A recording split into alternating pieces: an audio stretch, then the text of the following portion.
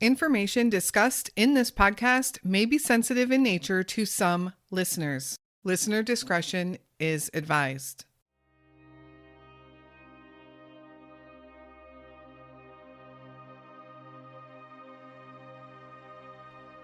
Lester Jones, LJ to his family and friends, was on a path to a successful career.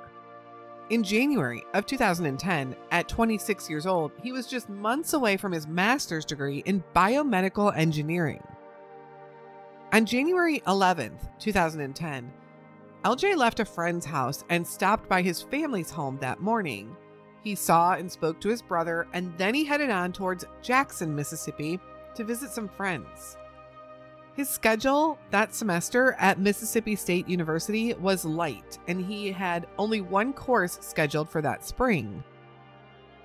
LJ stopped at a convenience store that evening before driving on.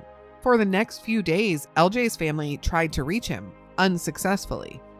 It wouldn't be until January 20th, 2010, when LJ's family officially reported him as missing. Where is Lester Raymond Jones?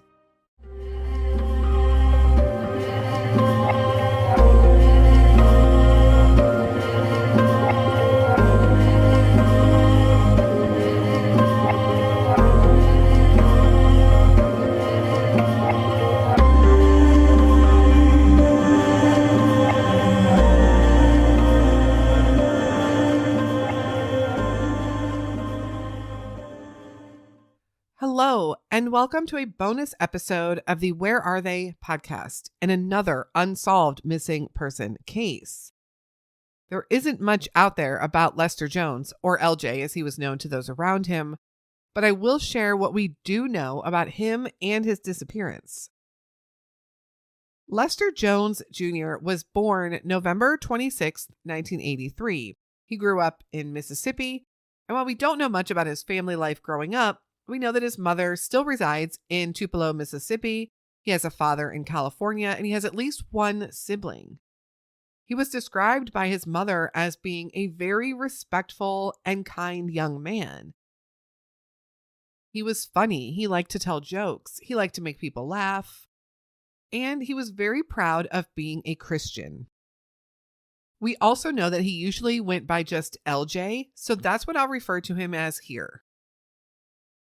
In early 2010, a 26-year-old LJ was just months away from completing his master's degree in biomedical engineering. LJ had lofty goals, and he was already making those big strides for his future. A master's degree certainly is hard work, and one in biomedical engineering takes some dedication and intelligence. LJ's future looked bright. On the morning of January 11th, 2010, LJ had left a friend's house and stopped at his family home in Tupelo, Mississippi. He visited with his brother for a short time and then headed on towards Jackson, where he hoped to visit some friends, some fellow frat brothers in the Omega Psi Phi fraternity. But that visit would soon be in question. In the days that followed, LJ's family tried to reach him with no luck. Of course, as he was 26 years old and living out on his own, he often came and went without his family knowing. At the time, LJ was living with a roommate in Starkville, Mississippi, near Mississippi State University, where he was a biomed student. He was also out and about visiting family during that time. And with his roommate also coming and going, it's easy to see how his absence might have gone unnoticed at first. While his mother kept trying to reach him via phone, she also knew that LJ was notorious for losing his phone. And at first she believed that that's exactly what probably happened. He lost his phone and she couldn't reach him because he had no way to contact her. She figured she would just wait the few days, give him time to get a new phone, and then she would connect with her son. Soon, however, she began fielding calls from friends, his roommate, fraternity brothers, and other acquaintances who all said that they had not seen or heard from LJ, and they were really starting to feel like something was wrong. It was then that she knew she had to call the police and report her son as missing. But the investigation into his disappearance was slow to get started. First, there was this jurisdiction battle. He lived in Starkville, so Starkville, Mississippi, took a report. His family, however, was living in Tupelo, so they also called the Tupelo police. And then it would be learned that he was last seen in Flowood, Mississippi. So Flowood, Mississippi also became involved. And these agencies' jurisdictions went back and forth trying to place the responsibility on the other. Meanwhile, nothing was getting done. Finally, a few weeks later, the FBI would also become involved. And it was decided at that time that his apartment in Starkville should be searched. But 3 weeks have gone by. And since the apartment had never been searched before or even closed off, there was 3 weeks of activity of people coming and going from that apartment that entire time. In fact, LJ's family had even moved out a lot of LJ's stuff. So while a search was conducted, not much was learned. Authorities did establish a timeline with LJ's cell phone records. On that morning of January 11th, 2010, LJ was at his family home in Tupelo. His brother spoke with him and saw him. And LJ seemed excited about going to Jackson, Mississippi to visit with these frat brothers. And this was a very normal thing for LJ. His fraternity has members all over the country, and they often held events all over. Nothing about that seemed abnormal. There would not be another pinpointed location for LJ that day until later in the evening. LJ was confirmed to be at a convenience store in Flowood, Mississippi. He is seen here at the store alone on surveillance footage. His phone would also be found in the restroom of that store on that evening of January 11th. The timestamp on that video was 10:18 p.m. LJ was also seen driving his 2002 Ford Expedition. So how did his phone end up left in the bathroom? Did he forget it there? Or did something cause him to leave it there?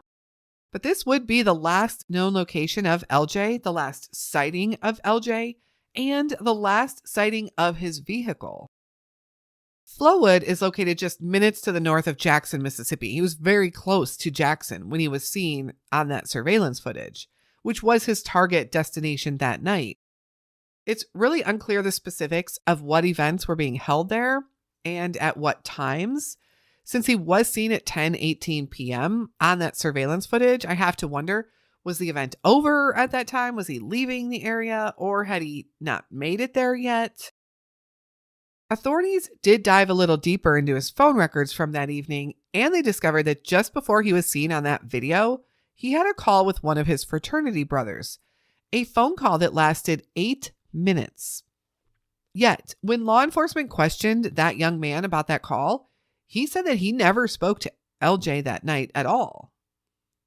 This man was brought in on 2 separate occasions for questioning, and both times he stuck to his story. He said he never spoke to LJ on the phone that night. The third time detectives brought him in, he had lawyered up and he was no longer talking. I don't think it's suspicious that he lawyered up for his third visit with the cops, but I do think it's suspicious that he claims that he didn't speak to LJ that night when phone records clearly show that he did. Unless someone else maybe had used his phone, or was somebody else using LJ's phone. But if so, who? There were really very few leads to go on as far as conducting physical searches. However, because LJ was missing along with his vehicle, there were some water searches done by some search and rescue sonar teams. I think that's a good possibility, since his vehicle was also missing, that he could have ended up in the water somewhere. There are several water sources on the maps that caught my attention. And first and most importantly, Flowood, Mississippi runs right by the Pearl River.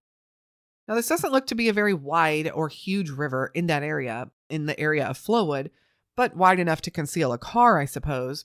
And he was last seen at night.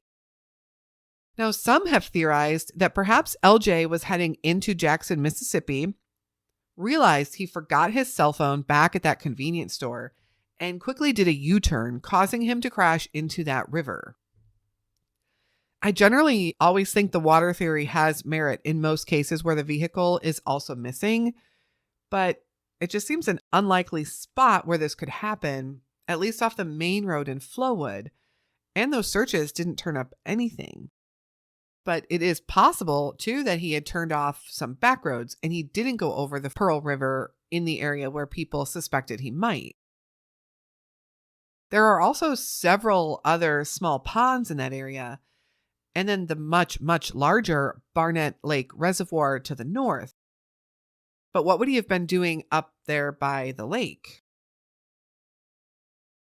There would be a very interesting development months after LJ went missing.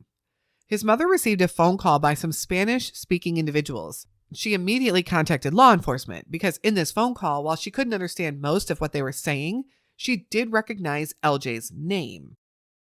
So detectives quickly intervened. They even put the family up at a safe house for a few days. The callers had asked to be wired money to a location in Mexico City, Mexico. They had said that they had LJ and they would make sure he was safe and returned home, but only if they received this money.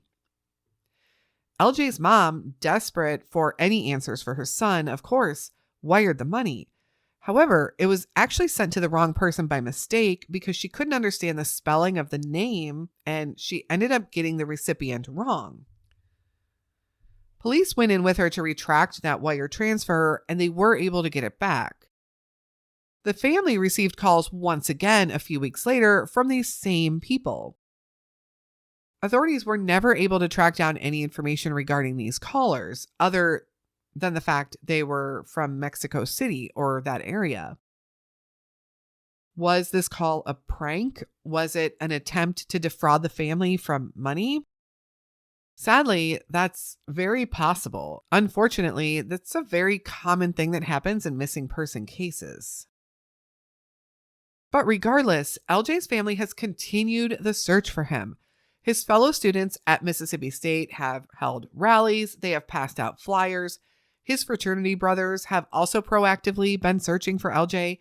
They set up a Facebook group for him, and they have been pounding the pavement, doing whatever they can to spread awareness. Some of the local media did pick up LJ's story in 2010, but not much attention has been given to the case since then. What do you think could have happened to LJ? Do you think he ran off on his own accord? Possibly ran into foul play? Or maybe even had an accident into a nearby body of water? LJ is described as a black male, 6'4" tall, and weighing around 205 pounds when he was last seen in January of 2010. He was 26 years old then and would today be 40 years old. He was wearing a blue shirt and blue jeans, and he was driving his 2002 blue Ford Expedition, which is also missing. LJ has the following tattoos: his initials LJ on his chest, the word Jesus on his back, a pit bull on his left arm, and on his back he also has the phrase, "To live is to suffer, to survive is to find meaning in the suffering." Anyone with any information on the whereabouts of Lester Jones, LJ, is asked to contact either the Starkville Police Department at 662-324-4019 or the Flowood Police Department at 601-932-5400. Thank you so much for listening to LJ's story today. Such a mysterious disappearance and a heartbreaking one for so many that knew and loved him. He was just about to graduate with a biomedical engineering master's degree. He was about to have so much to offer to the world. Let's hope this year LJ's family can have answers. 14 years is far too long to go without knowing what happened to their son, their brother, and their friend. Thank you again for tuning in to LJ's story today. We will be back again very soon with another unsolved missing persons case. And until then, stay safe and hug your loved ones.